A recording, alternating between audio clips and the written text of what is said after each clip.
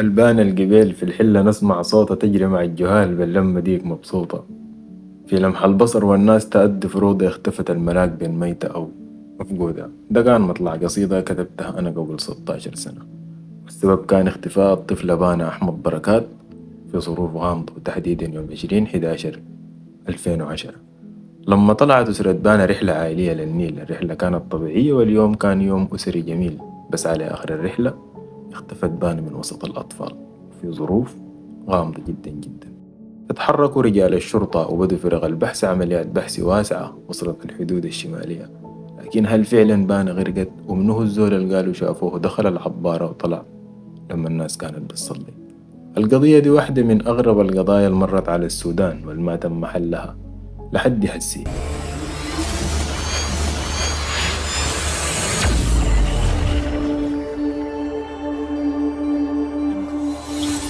اللهم صل وسلم وبارك على أشرف خلق الله أجمعين، سيدنا محمد عليه أفضل الصلوات وأتم التسليم.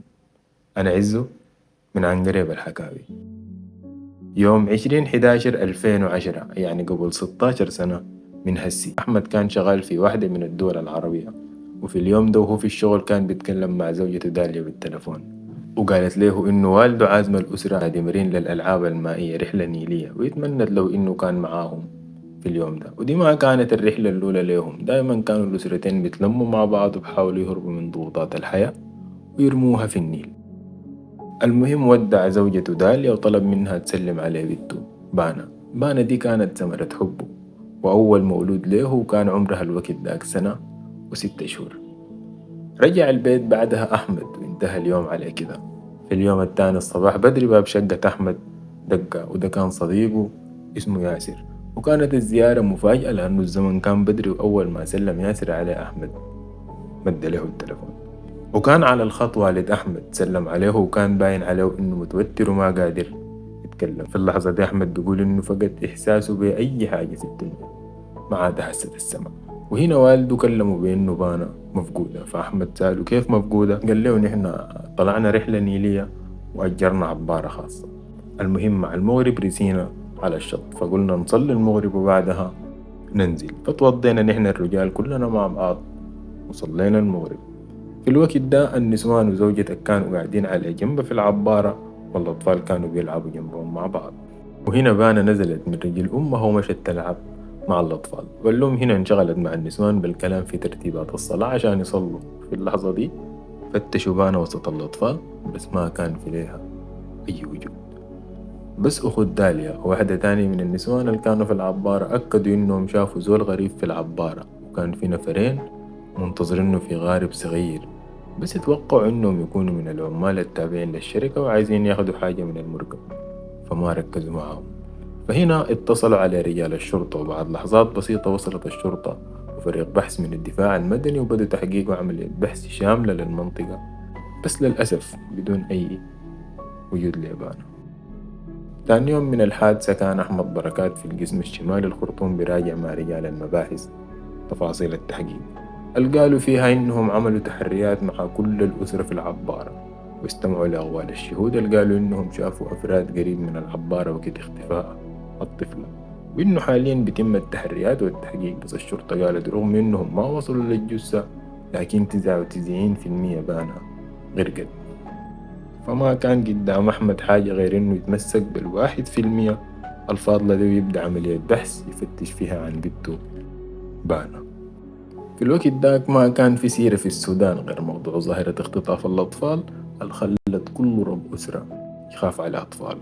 ناشد أحمد بركات الرئيس السوداني وقتها، وفعلا بعد أيام اتكثفت عمليات البحث، وغير كده يتجمعوا مجموعة كبيرة جدا من المواطنين في عملية بحث بحرية وصلت لقريب الحدود الشمالية، وعملية بحث برية غطت معظم مناطق العاصمة المثلثة. وكمان الأسرة عرضت جائزة مالية لأي زول يدلي بأي معلومة تفيد في التحقيق، بس للأسف بدون أي نتيجة. نحن مشينا، طلعنا الرحلة وكانت رحلة موفقة جدا لحد ما رجعنا. وأنا دار أوضح للناس إنه الرحلة دي كانت من طرف نسيبنا، والعبارة أصلا خاصة وما فيها زول نهائي غيرنا يعني. لحد ما وصلنا ورسينا، بانا بنتي كانت معاي، يمكن الأمهات والآباء يكونوا عارفين يعني شنو تفقد ابنك الوحيد في الدنيا. أحمد بركات وزوجته وكل الأسرة قلوبهم كانت بتتقطع يوم بعد يوم، بس برضو جواهم أمل إنه في يوم من الأيام بانا حترجع. ومرت الأيام والسنين لحد ما وصلنا سنة 2023. في الوقت ده ظهرت صورة في السوشيال ميديا رجعت قضية بانا تاني للمشهد، وهنا يتولد أمل جديد في قلب الأم وأسرة بانا لحد ما وصلوا لصاحب الصورة. بس كانت محاولة من ضمن المحاولات الكتيرة اللي قاموا بيها أسرة بانا عشان يلاقوا بنتهم. هسي بانا يكون عمرها 16 سنة، 16 سنة من العذاب اللي عاشته الأسرة، وهم حتى الآن ما قدروا يوصلوا ولو لجثمان يمكن يريح قلوبهم بعد السنين دي. ودي الحاجة اللي بتخلي عندهم أمل دايما في يوم من الأيام إنه بانا حترجع. 16 سنة والباب مفتوح والقلب منتظر. داليا الأم الصابرة ما ظنيت في يوم غسلت يدها من لقاء بنتها بانا، لأنه قلب الأم دايما دليلة وإحساسها بيقول لها إنه النيل ده ما غدر بيه بنتها بانا ولا شال ضناها. الوجع ما وجع فقدي وبس، الوجع إنك تتخيل بنتك كبرت وبقت عروس بعيدة عن حضنك وتتمنى لو بس تشم ريحتها ولو لثانية واحدة.